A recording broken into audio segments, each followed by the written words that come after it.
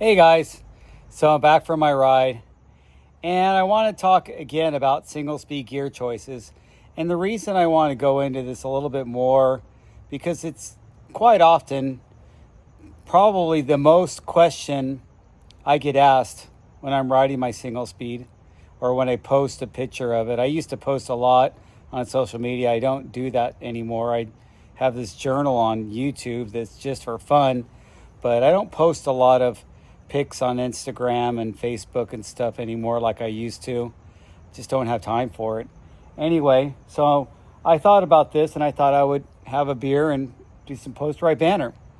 So when you choose a single speed gear, and like I alluded to in the last video, it really depends on what type of trails you're riding. And obviously your fitness and everything else goes into that equation, the size of the tires you're running, how heavy your bike is, all of that kind of balances out.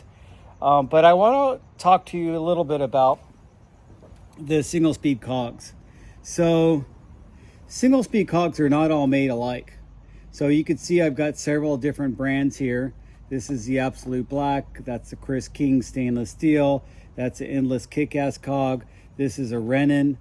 When you change your cog, you're inevitably going to have a different size chain. And so keep track of your chains. And instead of cutting and ruining that same chain to fit different size cogs, or I've even seen people add links.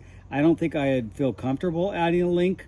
I don't mind cutting links, but if I add a link, that seems kind of weird.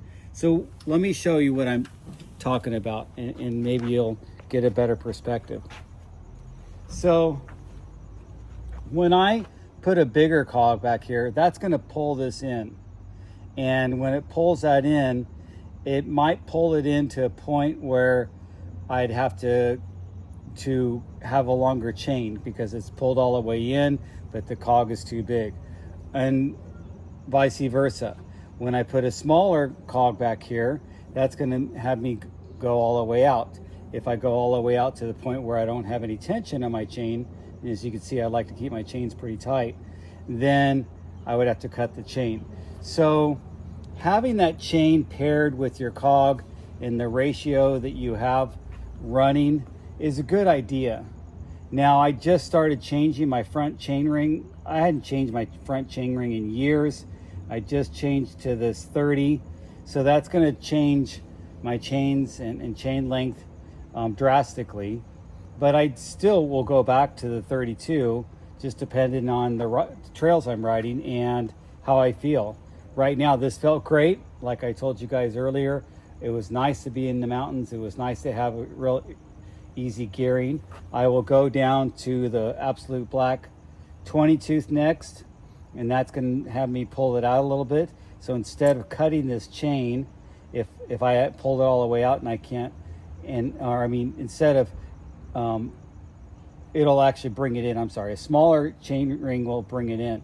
So a smaller cog will bring it in. So when I bring it in, if I bring it all the way in and it seems like I need to cut the chain, then I won't cut the chain until I check I'll pair this chain with this cog and keep that calculation together and then change it up. But look how nice that Garbaruk chain ring looks. And I think next I'll probably get some Garbaruk cranks. I really like the Garbaruk stuff and their cranks. I've been wanting to get their cranks and try them out. I'm not a big fan of carbon cranks. I would think just get aluminum or titanium if you want to spend the money. I mean, that's what I have on my other bike. So anyway, I'm going to sit here and enjoy the sunset. It's already sunset almost, and have my post-ride beer, and then get inside and get ready for work tomorrow. But thanks for watching.